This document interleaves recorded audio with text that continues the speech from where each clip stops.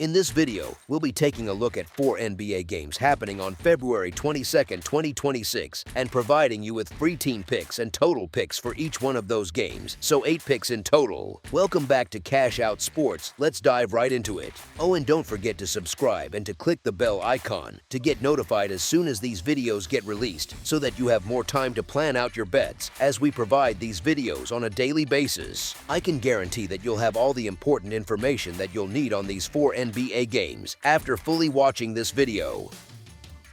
One more thing before we start: if you would like to gain access to our best exclusive sports picks to take your journey to the next level, then check out our Patreon in the link down below, where we offer our best single picks, parlay picks, and much more. Now let's get started.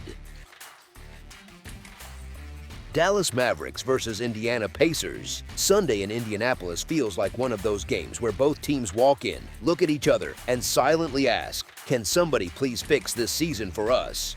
Dallas arrives with a rough 19-36-0 record, dragging along a 10-game losing streak, stuck in the middle of a long road trip that has not exactly felt like a team-bonding retreat. They play fast, they push the tempo, they get up and down like a team that wants to scare the scoreboard operator, but the results have not matched the pace. The offense has been shaky, with long stretches where possessions feel like coin flips, and the defense leaks enough that even solid stretches on one end get washed away on the other. You can almost see the miles on their legs, trip after trip, city after city, and that tired, slightly frustrated body language you notice on League Pass when a team knows it should be better than the standings say.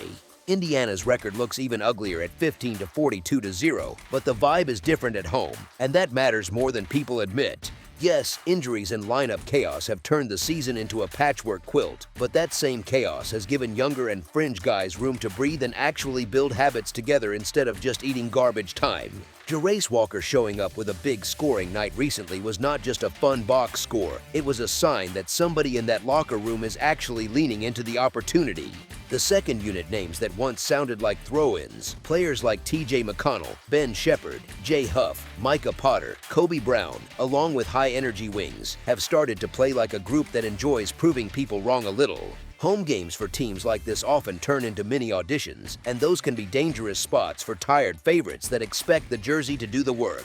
So while Dallas carries more brand power and more preseason expectations, the current form, fatigue, and emotional edge of a desperate home crowd tilt this matchup toward the side that is being spotted points rather than laying them. As our first pick for this matchup, the Indiana Pacers to cover the spread as underdogs is our full game side pick. Both teams like to run, not just casually, but as a core part of their identity. Dallas plays at a very quick tempo, and Indiana is not that far behind, so you rarely get those slow, grindy half-court possessions where everyone is just standing and watching. When you pair that pace with defenses that have struggled to keep the ball in front and protect the paint for a full 48 minutes, you get a style that naturally tilts toward more shot attempts, more broken possessions, and more easy looks. The scoring profiles tell a similar story. Dallas scores in the low 100s on average, but also gives up a bigger number than it posts, which is a polite way of saying that fast offense plus shaky defense has not been a winning trade. Indiana is even more extreme, allowing a very high points per game number, with opponents getting comfortable shooting percentages and long stretches where the Pacers look a step late on rotations.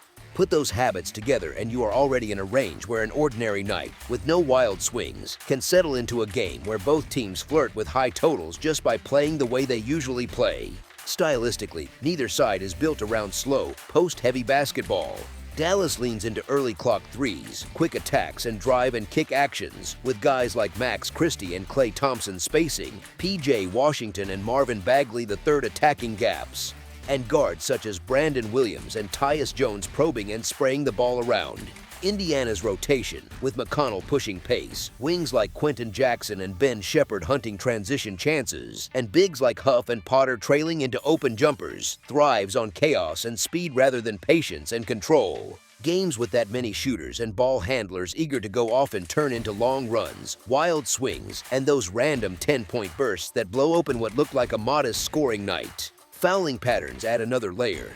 Dallas commits a decent amount of personal fouls, and Indiana has a habit of sending opponents to the line at a healthy rate, which quietly stacks extra points on the board. Free throws are the friend of anyone leaning toward a higher total because they stop the clock, give players a breather, and still move the score. Add in the possibility of late-game fouling, where a close contest turns into a whistle parade for the last minute or two, and you get several small factors all nudging the outcome in the same direction. So while there is always a chance both teams go cold on the same night or suddenly decide to play spotless defense, the way these groups like to run, shoot, and occasionally foul sets the stage for a game that looks much more like a track meet than a chess match. As our second pick for this matchup, over the projected total is our full game total pick. Charlotte Hornets versus Washington Wizards. Charlotte strolls into Washington as the team that has actually figured some things out, even if the standings do not scream powerhouse yet. Their record sits in that messy, honest zone of a team learning on the fly, something like a mid-20s to low 30s split in wins and losses, while the home side is trudging along with a much lighter win column and a stack of defeats already piled up. You can feel the difference in how they play too. Charlotte behaves like a group that knows what it is, a skilled offense with enough defense to stay steady rather than chaotic. Under the hood, the numbers tell a story that matches the eye test. Charlotte grades out as one of the stronger scoring teams in the league, sitting in that top-tier neighborhood in offensive efficiency, with a defense that hovers just on the respectable side of average and a net rating that is quietly positive. It is not a super team profile, it is more like that steady colleague in the office who never blows you away but always ships clean work on time. Washington is the co-worker on the other side of the floor who means well but keeps spilling coffee on the report. Their numbers are rough. We are talking bottom of the board on offense and right at the very back of the line on defense, with a net rating that lives in that double-digit negative range where blowouts lurk around every corner. They give up points in bunches, and they do it in ways that make coaches stare at the defensive film with that 1,000-yard stare. The personnel picture does not really bail them out either. Washington is missing star-level firepower here, with Trae Young, Anthony Davis, Cam Whitmore, Alex Sarr, and D'Angelo Russell all unavailable around this matchup, which strips away their top-end creation and rim presence and leaves a roster that feels more like an extended tryout than a finished product. Charlotte is not perfectly healthy, with Liam McNeely and Kobe White ruled out and Grant Williams still carrying a tag that suggests some level of caution, but their core engine pieces are intact, so the rotation still stacks up as deeper and more reliable from the first quarter through the closing minutes. Where this really tilts is in the stuff that does not make highlight reels but wins road games. Charlotte is excellent at actually ending possessions, ranking near the very top of the league in defensive rebounding percentage, while Washington sits last in that same category, which is basically an invitation for the visitors to collect second and third chances when shots miss. Combine that with the fact that Charlotte allows the fewest opponent free throw attempts in the league, so they defend without hacking, and you get a style that quietly starves a shaky offense of easy points. On a night where the home team is already short on creators, every empty trip becomes a little heavier. Recent form nudges things even more. Charlotte just came out of tight battles with Houston and Cleveland, games where they were competitive deep into the fourth quarter and looked like a team that expects to be in the mix in the East rather than just making up numbers. Washington, on the other hand, is riding a mini surge after back-to-back wins over Indiana, which is fun, but those games had the feel of a young group hitting a brief hot streak more than a fundamental reset of who they are. Emotionally, that often sets up as a statement spot for the more stable side and a let us see if this holds up under pressure moment for the underdog. The pace and physical tone add another wrinkle. Charlotte can play fast when the game calls for it, but with their rebounding edge and cleaner foul profile, they are also very comfortable leaning into a more controlled style that slowly squeezes the life out of a thin rotation. Washington, because of the missing stars, has to lean on role players to handle creator-level responsibilities, and that usually shows up most brutally when the game settles into half-court possessions where every decision is magnified. In that kind of script, the team that wins the glass, controls the whistle, and has the more coherent offensive identity usually stretches the gap rather than lets it shrink. Put it all together, and the matchup points strongly in one direction on the spread, with talent, depth, advanced metrics, and the little details like rebounding and foul discipline all stacking on the same side rather than canceling each other out. As our first pick for this matchup, the Charlotte Hornets to cover the spread as favorites is our full game side pick. Scoring-wise, this meeting has that classic trap feel where the reputation of the teams whispers track meet, but the actual ingredients say something a bit more restrained. You see a strong offensive group on one side and a team with a rough defensive resume on the other, and the casual instinct is to picture a scoreboard lighting up from the opening tip. Honestly, that first impression is understandable because on paper it looks like the exact kind of pairing that produces a bunch of quick threes, layups, and a lot of nervous live bettors. Here is the thing, though, Charlotte's improvement has come from growing into a more balanced identity, not just from bombarding people with jumpers. Their offense is efficient, sure, but a big part of their success is built on doing all the boring things that slow games down a little, controlling the glass, keeping opponents off the line, and forcing teams to actually make shots over a set defense instead of living at the stripe. That kind of approach tends to shave a few points off the total environment compared to a full-on run-and-gun and foul every drive style. On the other side, Washington's offensive profile with this current, depleted rotation is not the kind of machine that usually drags a game into the high-scoring zone just by itself. Without their primary stars, they are relying on a mix of young guards and wings to create off the dribble, and that often leads to more mid-range looks, more late-clock possessions, and more stretches where the ball sticks just a beat too long. Those trips still count in the pace column, but they are not exactly efficient fireworks, and a lot of them quietly end in contested twos or empty trips. There is also the rhythm of a game like this to think about. High-scoring totals are not just about raw pace, they are about both sides scoring cleanly and repeatedly for long stretches. Here, you have one team that is comfortable choking off freebies and ending possessions after a single miss, and another that is already working uphill in terms of efficiency, so the odds of both offenses humming at once for 4 quarters are not as high as people might assume. If the game tilts toward a more controlled script, which is likely with one side defending without fouling and dominating the glass, then the fourth quarter often turns into longer, more cautious possessions, bench players soaking up minutes, and fewer all-out transition runs. That can still be entertaining basketball, it just does not always translate into a total that rockets past expectations. Even spurts of hot shooting usually get cooled off by a few empty trips in a row when one offense is this volatile and the other is quietly forcing tougher shots than the box score hype suggests. So while the public narrative around these two might lean toward expecting pure chaos and a massive scoring show, the actual matchup of style, health, and current season data nudges the projection toward a more modest scoring output than the number hints at. As our second pick for this matchup, under the projected total is our full game total pick.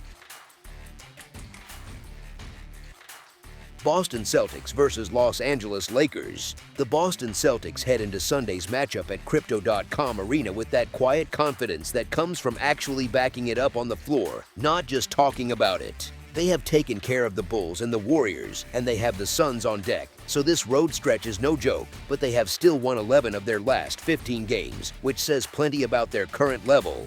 They are still missing Jason Tatum, which could spook some bettors, yet the rest of the group has settled into their roles so well that the offense still flows, and the defense has not slipped the way you might expect without a star wing on the floor. 7 wins in their last 8 games show how steady they have been, and they have been doing it with the same formula most nights: strong perimeter defense, good ball movement, and enough shot making to keep runs going instead of collapsing when opponents push back. On the other side, the Los Angeles Lakers just beat the Mavericks and the Clippers and have the Magic up next, so their schedule has not been soft either, and they have won 10 of their last 15 games, which looks pretty solid at first glance. They expect to be fully healthy for this one, no one on the injury report, which is a rarity for them, and having the whole rotation available does make them more dangerous. But that Clippers win felt more like surviving than controlling the game. The last time these two met back on December 5th, the Celtics thumped them 126-105, and that kind of result tends to sit in the back of everyone's mind, even if both sides insist they focus only on the next game. That road trip opener in Golden State was huge for Boston, more mentally than anything, because starting a 4-game West Coast swing with a big win shifts the mood from "this is going to be a grind" to "we can handle anyone out here." Jaylen Brown was monstrous against the Warriors with 23 points, 15 rebounds, and 13 assists, and honestly, with that kind of all-around impact, it is surprising his name is not louder in MVP chatter, even if the odds market has its favorite set. Boston walks into Sunday having gone 7-1 straight up across their last 8 outings and taking 4 of their last 5 on the road, so this is not a group that suddenly forgets how to play when the crowd is hostile. In recent head-to-head meetings, they have won 5-2 straight up in the last 7, including that comfortable home win in early December, and the patterns in those games lean toward Boston being the more stable side when the game tightens. If there is one nagging worry with them, it is the three-point shooting, which can look streaky from night to night, yet the matchup helps because the Lakers sit only 22nd in opponent three-point percentage, and that kind of perimeter defense can turn an average shooting night from Boston into a good one. The Lakers are happy to take the underdog label here, especially with their big three back on the floor together, and in 11 games with Doncic, Reeves, and LeBron, they have posted an 8-3 straight-up record that looks impressive at a glance. The problem is that the defense has not kept pace with the offense. That high-scoring trio covers up a lot of cracks on the other end, and you can see it when teams with real structure make them work for full possessions. Their first game after the break was a perfect example. Doncic went wild, and they still had to hang on in a 125-122 shootout with the Clippers, so you can trust the scoring, but the stops come and go. Trying to pull off the same trick against Boston is a lot tougher because the Celtics bring a more consistent defensive identity. And to beat them, you almost have to play clean basketball for 4 quarters, which is not exactly the Lakers' trademark this season. As good as the Lakers have looked with their stars back, trusting them against a team that has been elite on both ends all season still feels like a leap, while Boston has shown at home and away, sometimes looking even sharper on the road when the focus tightens. They are sitting on an 18-10 record against the spread in away games, and they also hold the better recent head-to-head record, so the pattern points toward them handling this matchup more comfortably than the public perception might assume. Keeping Luka Doncic in check is never simple, but the Celtics have plenty of size and length on the perimeter to at least make him work, and the Lakers are dealing with the same dilemma against Jaylen Brown, who can punish single coverage if he gets downhill early. Across the full season, Boston has played the steadier, more reliable basketball and owns a 31-23-1 record against the spread, while the Lakers, for all their star power and the energy of playing at home with a clean injury report, have gone 0-10 straight up and against the spread in their last 10 games as an underdog. And they have not covered once in that role since December 14th, which is the kind of trend that speaks for itself more loudly the longer it lasts. As our first pick for this matchup, the Boston Celtics to win and cover the spread as favorites is our full game side pick. Boston is averaging 115.3 points per game on 46.7% shooting from the field, and they are holding opponents to 108.4 points on 44.4% shooting, so they usually control the pace, yet they can still hit big numbers when the game opens up. They knock down 36.3% of their threes and hit 79.1% at the free throw line, and that combination matters because efficient shooting from deep and steady work at the stripe keeps their offense from stalling even when they hit a cold stretch from the mid-range. They also pull down 45.4 rebounds per night, which often translates to extra possessions through offensive boards and fewer second chances for opponents, and extra possessions are the quiet engine behind a lot of high-scoring games. The Lakers, meanwhile, average 116 points per game on an even 50% from the floor, and they give up 116.1 points on 48.6% shooting, so their style leans toward trading buckets rather than grinding out stops. They shoot 35% from 3 and 76.9% at the free throw line, numbers that are good enough to keep the scoreboard moving when their stars are aggressive and living in the paint, kicking out to shooters when the defense collapses. They grab 41.1 rebounds per game, which is not as strong as Boston's work on the glass, and that gap can swing a stretch of the game, but it can also inflate the total if the Celtics are turning those boards into early offense and quick strikes before the Lakers' defense gets set. When you blend those profiles together, you get one team that scores efficiently and defends well but is comfortable playing fast when the opportunity is there, and another that scores at a very high clip while allowing almost as much as it produces, which is the classic recipe for a game that tilts toward more points rather than fewer. Add in the fact that both sides have multiple creators who can get to the line, hit from deep, and force mismatches over and over across 48 minutes, and it feels more likely that the offense will win out long enough to push this matchup into a higher scoring lane rather than a slow, grind-heavy style that drags the total down. As our second pick for this matchup, over the projected total is our full game total pick. Philadelphia 76ers versus Minnesota Timberwolves. The Philadelphia 76ers walk into this one at the Target Center looking a bit wobbly, and that might be an understatement right now. They just dropped games to the Hawks and the Pelicans, and with the Pacers waiting for them next, the schedule is not giving them much time to regroup. They have lost 5 of their last 6, and the performances have looked as tired as that record sounds. They are shorthanded again with Joel Embiid still out, and that absence changes everything for them on both ends of the floor. The offense does not have the same anchor, and the defense loses that safety net at the rim, so the margin for error shrinks quickly. Now they have to play on 0 days of rest, which is rough whenever your main star is sidelined and role players are asked to carry more than usual. That back-to-back spot can expose fatigue in the legs and in the decision-making, especially late in the game when possessions get tighter. On the other side, the Minnesota Timberwolves are trending in the opposite direction, which makes this feel even more lopsided from a form perspective. They just took care of the Mavericks and the Trail Blazers, and they see the Blazers again right after this, so the rhythm is there for them. They have won 8 of their last 11, and that kind of stretch builds confidence in the locker room, even if every game is not pretty. They come in with a full squad, which matters a lot here because they can throw their usual rotations at a 76ers group that is still patching things together. There is always that small concern with Minnesota that they like to play with their food, easing off when they should put a team away. We have seen that pattern enough times to hesitate a bit, and it is fair to say their focus can drift when they feel comfortable. Still, the current version of the 76ers makes it hard to lean on them, especially with this skid and the quick turnaround. Losing 4 straight, including that defeat to the Pelicans just yesterday, leaves very little room for blind faith in a bounce-back spot.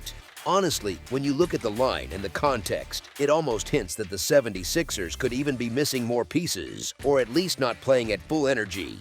With one side healthy, playing well, and at home, and the other limping through a rough patch without its main star, the more reliable team to cover looks pretty clear by the time you get through all of that. As our first pick for this matchup, the Minnesota Timberwolves to win and cover the spread as favorites is our full-game side pick. The Philadelphia 76ers are averaging 116.2 points on 46% shooting and allowing 115.9 points on 47.1% shooting. That kind of near one-to-one balance between scoring and conceding usually signals plenty of possessions and not a lot of hard stops. They are hitting 35.6% from beyond the arc and 81.6% from the free throw line, which is a strong combination for scoring consistency. Good three-point shooting keeps the floor spaced, and reliable work at the line keeps the scoreboard moving even when the half-court sets get choppy. They are allowing 35.5% shooting from deep and grabbing 43.3 rebounds per game, so they give up enough clean looks for opponents to stay in rhythm, while still collecting enough boards to generate extra trips the other way. The Minnesota Timberwolves bring an even stronger offensive stat line into this matchup. They are averaging 119.7 points on 48.4% shooting and allowing 114.8 points on 46.2% shooting. So you get a team that scores at a very efficient rate and still gives up plenty on the other end, which is the exact sort of profile that leans toward higher totals rather than grind-heavy battles. They are knocking down 37.5% from beyond the arc and 74.6% from the free throw line. The three-point percentage especially jumps out, since that kind of accuracy can flip stretches of a game in a hurry and push the total up with a couple of hot runs. They allow 35.8% from deep and pull in 44.8 rebounds per game. So like the 76ers, they are not shutting down the perimeter completely, and the work on the glass helps keep the pace steady with quick outlets and second-chance looks. When you put those profiles together, you get two teams that both score comfortably into the 100 teens while allowing almost as much as they put up. There is not a lot here that hints at a slow, low-scoring grind, especially with one team tired and the other playing confidently on offense. The most natural expectation is that both attacks find enough success throughout the game to push the combined number into a higher scoring range. As our second pick for this matchup, over the projected total is our full game total pick. That's all for now, so if you have any other games you would like reviewed, then leave a comment down below with the game you would like analyzed, subscribe to our channel, leave a like on this video, and we'll get to it as soon as we possibly can. We would also love to hear your opinion on the picks presented to you in this video, whether you agree or disagree with them, so leave a comment down below and do let us know.